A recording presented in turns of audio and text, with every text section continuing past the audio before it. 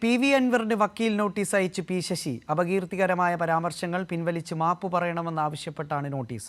വിവരങ്ങളുമായി സന്തോഷ് ചേരുന്നുണ്ട്. സന്തോഷ്, ഈ അൻവർ പല രീതിയിലുള്ള ആരോപണങ്ങൾ പി. ശശിക്കെതിരെ ഉയർത്തിയിരുന്നു. അതിനെയെല്ലാം പാർട്ടി കൃത്യമായി അന്വേഷിക്കുകയും അതിൽ അടിസ്ഥാനരഹിതമാണെന്ന് കണ്ടെത്തുകയും ചെയ്തു. ഇന്നും മുഖ്യമന്ത്രി ഈ ആരോപണങ്ങളെ അവജ്ഞയോടെ തള്ളുകയും ചെയ്ത സാഹചര്യത്തിൽ ഇപ്പോൾ അൻവറിന് പി. ശശി വക്കീൽ നോട്ടീസ് അയച്ചിരിക്കുകയാണ്. എന്തൊക്കെയാണ് വിശദാംശങ്ങൾ? നന്ദു, പി.വി. അൻവർ എം.എൽ.എ മാധ്യമങ്ങൾ വഴി നടത്തിയിട്ടുള്ള അപകീർത്തികരമായ പരാമർശം, അതോടൊപ്പം തന്നെ പരാതിയുടെ കോപ്പിയിൽ അപകീർത്തികരമായിട്ടുള്ള പരാമർശങ്ങൾ നടത്തുകയും അതിന്റെ കോപ്പികൾക്ക് നൽകുകയും ചെയ്തു. ഇത്തരത്തിൽ ഈ നടത്തിയിട്ടുള്ള ആരോപണങ്ങൾ എല്ലാം തന്നെ വ്യക്തിഹത്യ നടത്തുന്നതും അപകീർത്തികരവുമാണ്.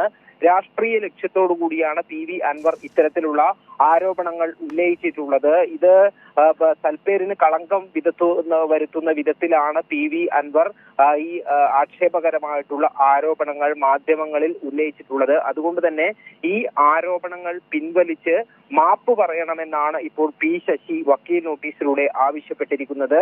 Advocate K. വിശ്വൻ മുഖേനയാണ് പി. ശശി പി.വി. അൻവറിന് രജിസ്ട്രേഡ് തപാലിൽ വക്കീൽ നോട്ടീസ് അയച്ചിരിക്കുന്നത്.